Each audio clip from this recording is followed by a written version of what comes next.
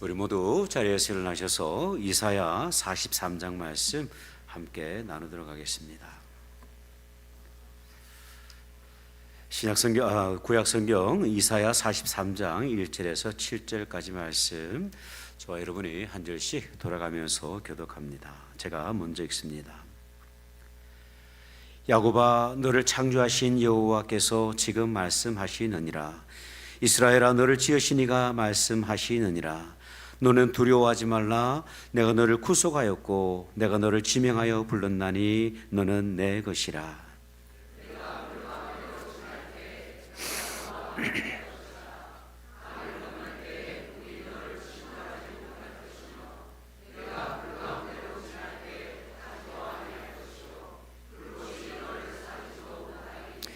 대저 나는 네 여호와 내 하나님이요 이스라엘의 거룩한 이요 내 구원자임이라.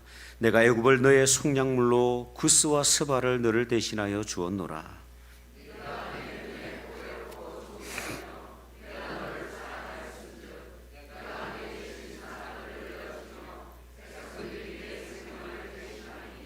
두려워하지 말라. 내가 너와 함께하여 내 자손을 동쪽에서부터 오게 하며 서쪽에서부터 너를 모을 것이며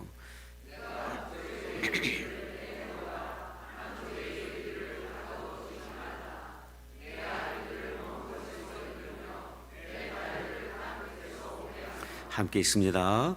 내 이름으로 불려지는 모든 자, 곧 내가 내 영광을 위하여 창조한 자를 오게 하라. 그를 내가 지었고 그를 내가 만들었느니라. 아멘. 자리에 앉으시겠습니다. 18세기 초 영국에서 활동을 했던 아주 유명한 찬송시인 윌리엄 쿠프라는 분이 계십니다. 이분의 아버지는 성직자였고 어머니는 왕족 출신이었어요. 비교적 안정적인 가정 환경에서 자랐는데요. 하지만 허약한 몸과 소심한 성격 때문에 이분이 사회 활동을 제대로 할 수가 없었습니다. 법학을 공부했지만 우울증과 무대 공포증으로 인해서 단 한 번도 법정에 서보지를 못했어요. 약한 체질로 인해서 육체의 고통은 심해졌고 극심한 우울증으로 인해서 여러 차례 극단적인 시도를 하게 됩니다. 끝내는 정신병원 신세를 지게 되는데요. 하지만 이분을 가까이 살면서 돌봤던 아주 소중한 목회자 한 분이 계셨습니다. Amazing Grace, 나 같은 죄인 살리신을 작사한 존 뉴턴 목사님이에요. 목사님은 자신이 목회하고 있던 영국 올리라고 하는 그 시골 마을로 이 윌리엄 쿠퍼를 초대해서 함께 교회를 섬기게 되는데요. 그 교회를 섬기는 동안에 이 윌리엄 쿠퍼가 그의 영혼이 많이 회복되었습니다. 그리고 자신의 문학적인 재능을 가지고 찬송시를 작사하게 되는데 There is fountain filled with blood, 샘물과 같은 보혈이라고 하는 아주 유명한 찬송시를 적게 되죠. 그 가사가 이렇습니다. 샘물과 같은 그리스도의 보혈은 주님의 피입니다.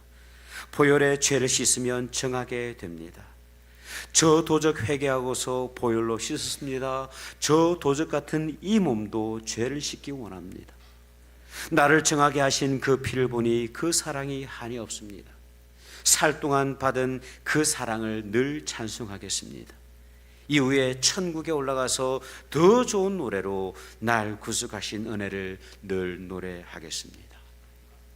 절망 가운데 있던 그였지만 그가 살아계신 주님을 만나고 난 이후에 자신의 모든 과거를 주님 앞에서 회개하고 비로소 구속하신 그리스도의 은혜를 찬송하는 시인으로 거듭나게 되었어요. 여러분, 오늘 본문을 보면 절망과 두려움 가운데 있는 이스라엘을 만나게 됩니다. 그들은 그들의 죄로 인해서 하나님의 심판 가운데 있어요. 나라를 빼앗겼습니다.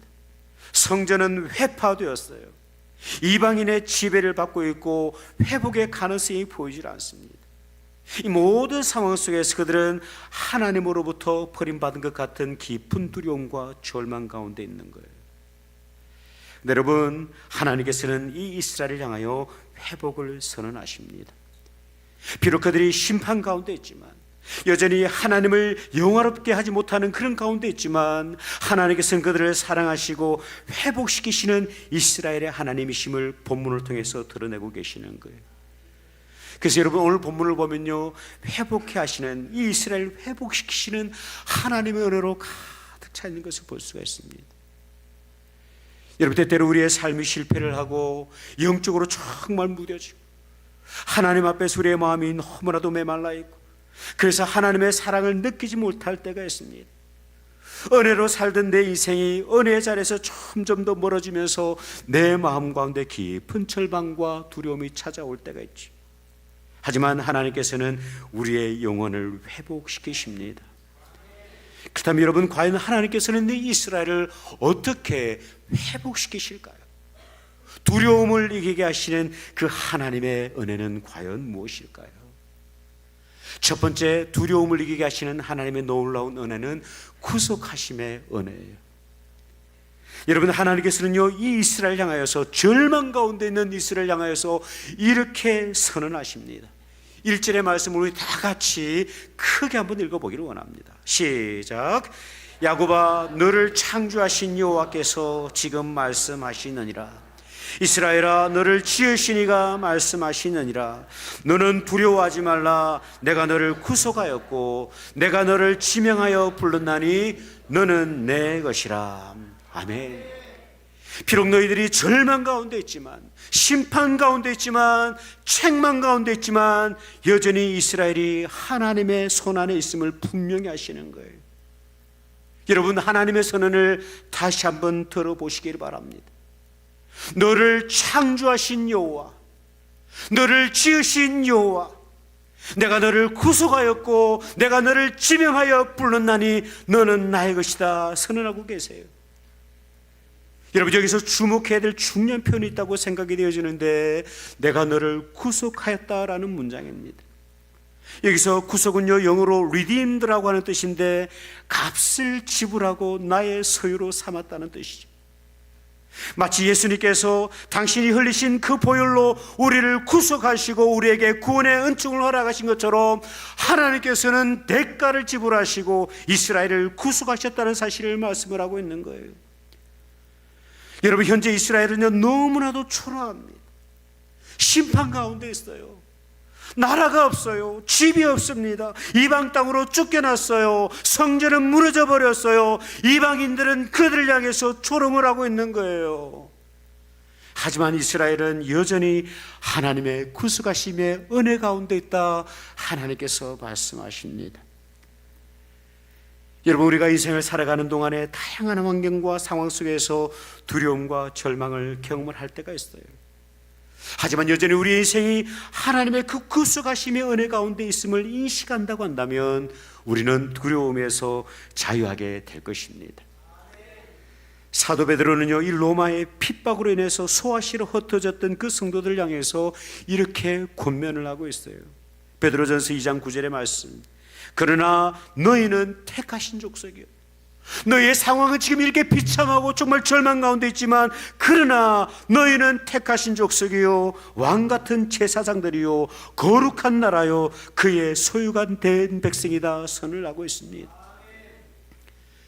제가 언젠가 TV를 통해서 탈북 여성의 간증을 듣게 되었습니다. 이분이 참 한국에서도 유명한 여자 집사님이시더라고요. 사회자가 이런 질문을 해요.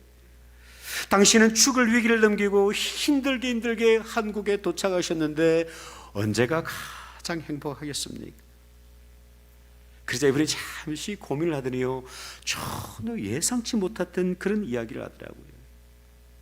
저는 대한민국 여권을 받았을 때가 가장 행복했습니다. 그 여권 첫 장에는 이런 내용이 있었습니다. 대한민국 국민은 이 여권 소주인이 아무 지장 없이 통행할 수 있도록 도와주시고 필요한 모든 편의 및 보호를 베풀어 주실 것을 관계자 여러분에게 요청합니다. 실제로 여러분, 대한민국 여권 앞에 보면 이 내용이 그대로 있어요. 이제 저에게도 내 나라, 내 조국 대한민국이 있어서 참으로 행복합니다, 그런 이야기를 하시더라고요.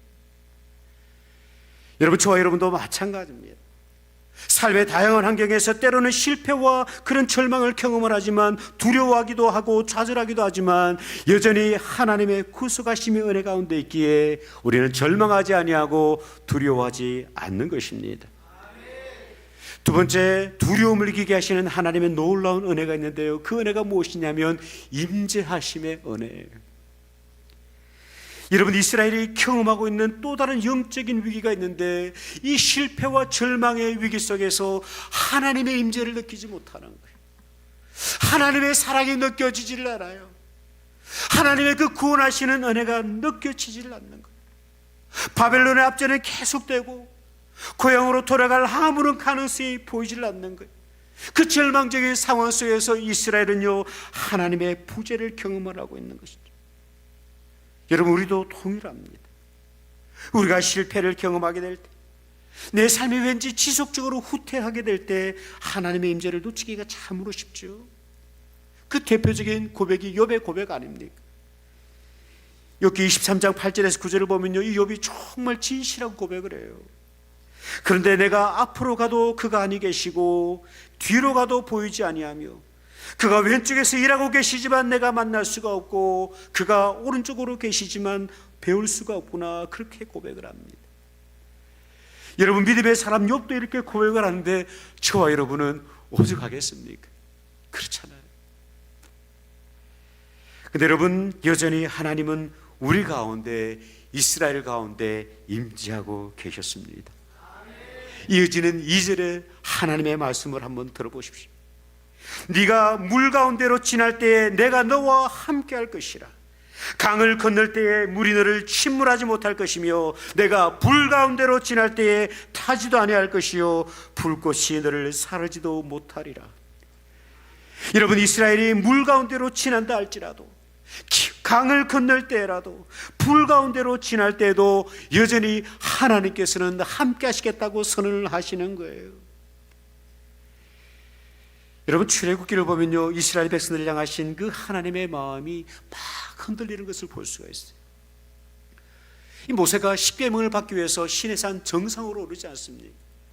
하나님을 대면하고 있을 그때에 저 아래 시내 광야에서 있던 이스라엘 백성들은요, 아론을 중심으로 금송아지 우상을 만들어요.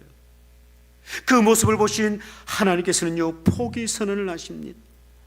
출애굽기 32장 9절에서 10절을 보면 여호와께서 또 모세에게 이르시되 내가 이 백성을 보니 목이 뻣뻣한 백성이로다. 그런즉 내가 하는 대로 두라. 내가 그들에게 진노하여 그들을 진멸하고 너로 큰 나라가 되게 하겠다 말씀을 하십니다. 더 이상 하나님께서는요, 이스라엘 백성 가운데 임재하지 않으시겠다, 그렇게 진노하고 계시는 거예요. 그런데 여러분, 이어지는 본문을 보면 이 모세가 이스라엘 백성들을 위해서 충부하고 긍휼함의 용서를 구하게 될 때에 하나님께서 마음을 돌이키시는 것을 볼 수가 있어요. 얼핏 보면 하나님의 마음이 이랬다 저랬다 하는 것 같아요. 하지만 이것이 하나님의 마음입니다. 실패 가운데 있는 그들이지만 여전히 하나님은요, 이 이스라엘 가운데 임재하시고 이 이스라엘을 붙들고 계시는 거예요. 여러분, 우리도 통일하다고 믿습니다. 설령 우리가 깊은 죄악 가운데 있다 할지라도, 우리가 마음으로 하나님을 떠나 있다 할지라도 여전히 하나님은 우리 안에 살아 계십니다. 우리의 어떠함에 상관없이, 우리의 외부적인 모습, 우리의 영적인 모습에 상관없이 우리가 그분의 영광을 선포하지 못한다 할지라도 여전히 하나님은 우리 가운데 살아계시고 역사하는 줄 믿습니다. 세 번째, 두려움을 이기게 하시는 하나님의 놀라운 은혜는 무엇이냐면요, 사랑하심의 은혜예요. 여러분, 우리 다 같이 4절의 말씀을 한번 읽어봅시다. 시작. 내가 내 눈에 보배롭고 존귀하며 내가 너를 사랑하였은즉 내가 내 대신 사람을 내어주며 백성들이 내 생명을 대신하리니. 아멘. 여러분, 이스라엘이 왜 심판 가운데 있습니까? 하나님과 맺은 그 언약을 너무나도 무가치하게 깨뜨려 버렸기 때문에 그래요. 오직 하나님만 사랑하며 섬기며 사랑해야 될 그들이 금송아지를 섬기면서 그 금송아지 앞에 모든 영광을 갖다 드리는 거예요. 하나님을 영화롭게 하지 않을 뿐만 아니라 거룩하신 하나님의 영광을 세상의 우상 가운데 바치고 있는 것입니다. 지금까지 하나님의 은혜로 살아왔지만 그 모든 은혜를 세상의 그 모든 우상 가운데 갖다 바치고 있는 것이지. 이런 것들을 향해서 하나님께서는요, 이스라엘로 하여금 목이 뻣뻣하다 그렇게 말씀을 하시죠. 근데 여러분, 오늘 본문을 보면 하나님께서 그 정말 가치 없는 인생, 정말 기대할 것이 없는 그 인생, 이스라엘 인생들을 향해서 어떻게 말씀하시냐면, 내가 내 눈에 보배롭고 존귀하며 내가 너를 사랑하였다 말씀하십니다. 너희들이 내 눈에 보배롭고 존귀하여서 내가 너를 여전히 사랑할 수밖에 없다 그렇게 말씀을 하고 있어요. 여러분, 엉터리 같은 이스라엘 아닙니까? 예전에 이 개역 한글 성경에서는요, 이 이스라엘을 어떻게 번역했냐면 지렁이 같은 야구바 그렇게 번역을 했던 적이 있어요. 버러지 같은 그런 이스라엘이지만 그럼에도 불구하고 하나님은 그들을 여전히 보배롭고 존귀하게 여기시는 거예요. 여러분, 하나님의 마음이 그러합니다. 저 여러분의 모습이 어떠하든, 저 여러분의 모습이 하나님 앞에 영화롭게, 하나님을 영화롭게 하지 못하는 그런 연약함 가운데 있다라 할지라도 여전히 하나님께서는 저와 여러분을 보배롭고 존귀한 존재로 여기시는 거예요. 기독교 작가로 잘 알려져 있는 도스토옙스키, 이분 이름을 발음하기가 참 어렵습니다. 한 번에 발음하시는 분들은 좀 이상한 분들이에요. 도스토옙스키, 이분의 유명한 소설 죄와 벌이라는 소설을 아마 기억을 하실 텐데요, 그 작품을 보면 라스콜리니코프라고 하는 젊은 청년이 등장을 합니다. 이 청년은 부조리한 그 사회에 대해서 반감이 많았던 인물입니다. 그래서 자신의 가족을 괴롭히던 주변 사람들을 어떻게 하냐면 차례차례로 죽이게 됩니다. 이것이 정의를 이루는 과정이라고 그렇게 믿고 있었던 거예요. 하지만 그 어떤 이유가 있다 할지라도 살인은 정당화될 수가 없어요. 그런데 여러분, 이런 살인자인 아들, 이 라스콜리니코프를 향해서 그의 어머니는 이렇게 이야기를 합니다. 그래도 내 아들은 선한 아들이야. 하나님, 제 아들이 어디 있든 주님의 손 안에 있게 해 주십시오. 세상은 이 아들을 정죄하고 살인자로 이렇게 멸시하고 있지만 여전히 그 어머니 눈에 비춰진 아들은요, 여전히 소중한 존재였던 거예요. 여러분, 작가는 이 어머니의 고백을 통해서 죄인된 우리를 여전히 존귀한 자녀로, 보배로운 자녀로 여기시는 하나님의 마음을 드러내고 있는 것입니다. 여러분, 우리가 하나님 앞에 실패하고 있다 할지라도, 우리의 삶을 통해서 그분의 영광을 밝히 드러내지 못한다 할지라도 여전히 우리는 하나님의 존귀한 존재인 줄 믿습니다. 포기할 수 없는 보배로운 자녀예요. 이런 하나님의 마음을 우리가 알고 있기에 우리는 더더욱 그분의 영광을 보존하며 그분의 이름을 높이며 살아가는 것입니다. 그것은 단순히 율법적인 강요 때문이 아니에요. 종교적인 의무가 아니에요. 그분의 사랑이 너무나도 진실하고 거룩하시기에, 그 십자가의 사랑이 너무나도 위대하기 때문에 우리는 하나님의 영광을 추구하며 오늘을 살아가는 것입니다. 마지막으로 두려움을 이기게 하시는 하나님의 또 다른 은혜가 있는데요, 그것은 무엇이냐면 영광의 은혜입니다. 하나님께서 이스라엘 백성들을 여러 나라에서 불러 모으십니다. 동쪽에서 오게 하시고 서쪽에서 오게 하시고 북쪽을 향해서는 내놓으라고 호통을 치십니다. 남쪽을 향해서는요, 더 이상 가두지 말라고 선언을 하고 계세요. 그리고 이렇게 말씀하십니다. 7절의 말씀, 내 이름으로 불려지는 모든 자, 곧 내가 내 영광을 위하여 창조한 자들을 오게 하라. 그를 내가 지었고 그를 내가 만들었느니라. 여러분, 동서남북에서 이 모인 그 사람들은 어떤 사람들입니까? 여전히 죄인들이에요. 여전히 부족한 사람들이에요. 하나님의 영광과는 전혀 거리가 멀은 인생이에요. 약속을 어기고 있는 인생들입니다. 하지만 하나님께서는요, 그들을 통해서 여전히 영광 받으시겠다고 선언하고 계시는 거예요. 죄 가운데 있던 그들이 하나님의 사랑을 힘입어서 다시 한번 하나님의 영광을 선포하는 거룩한 자리로 하나님께서 불러 모으시는 거예요. 여러분, 우리도 동일하지 않습니까? 우리도 부족하잖아요. 하나님의 영광을 드러내기보다는 때로는 세상의 그 영광의 걸림돌이 될 때가 참으로 많이 있어요. 하나님 앞에 특히 내세울 것은 없어요. 하지만 우리를 통하여서 하나님께서는 영광 받으시기를 원하십니다. 그래서 이어지는요, 시사야 43장 18절에서 21절을 보면 이렇게 말씀을 하십니다.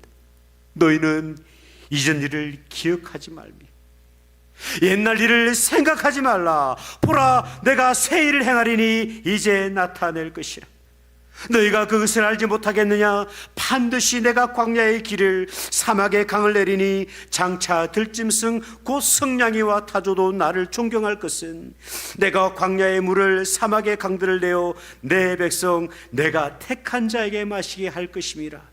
이 백성은 내가 나를 위하여 지었나니 나를 찬송하게 하려 함이니라. 서론에서 소개했던 이 윌리엄 쿠퍼의 생애가 참으로 변화무쌍합니다. 주님을 만나고 난 이후에도, 주옥 같은 찬송 시를 쓰고 난 이후에도 이 지독한 우울증이 그를 괴롭혀 그 우울증이 심해지던 어느 날 또다시 극단적인 시도를 하게 됩니다. 근데 감사하게도 이분 옆에는 너무 좋은 믿음의 사람들이 많이 있었어요. 그 이웃들의 도움을 통해서 이 위기를 벗어나게 되는데, 이 윌리엄 쿠퍼가 주님의 품에 안기기 전에 마지막으로 쓴 아주 특별한 찬양이 하나가 있어요. 이 찬양 우리는 잘 몰라요. 한국어로 번역이 되어 있질 않아요.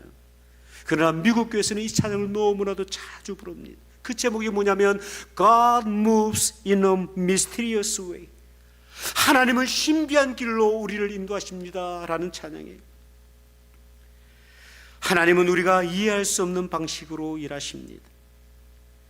그분은 폭풍과 바다 위에도 발자취를 남기시며 보이지 않는 깊은 곳에서 자신의 뜻을 이루십니다. 두려워하는 성도들이여 용기를 내십시오. 우리가 두려워하던 그 구름은 심판의 구름이 아니라 자비로 가득 찬 구름이며 때가 되면 복으로 터져 우리 머리 위에 쏟아질 것입니다. 연약한 이성으로 하나님을 판단하지 말고 그분의 은혜를 신뢰하십시오.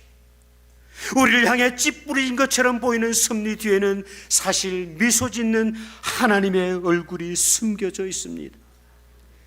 지금은 쓰게 느껴지는 봉우리일지라도 하나님의 때가 이르면 반드시 달콤한 꽃으로 피어날 것입니다. 하나님은 스스로 자신의 뜻을 해석하시는 분이시며 그분의 시간과 그분의 방법으로 모든 것을 분명하게 하실 것입니다. 두려움 가운데 계시지 않습니까? 절망 가운데 계시지 않습니까? 그럼에도 불구하고 하나님의 은혜는 영원히 변하지 않습니다. 구속하시는 하나님의 은혜, 임재하시는 하나님의 사랑, 부조해롭고 전부 보잘것없고 가치없는 우리들의 인생이지만 여전히 우리를 보배롭고 존귀하게 여기시는 그 하나님의 사랑, 이런 우리를 통해서 여전히 하나님은 영광 받으시기 원하십니다. 두려움을 이기게 하시는 이 하나님의 은혜로 인해서 다시 한번 우리가 하나님 앞에 감사하고 다시 한번 하나님의 그 거룩하신 영광을 우리의 삶을 통해서, 교회 사역을 통해서 선포해 나가시는 주의 백성 되시기를 주의 이름으로 축복합니다. 기도하겠습니다.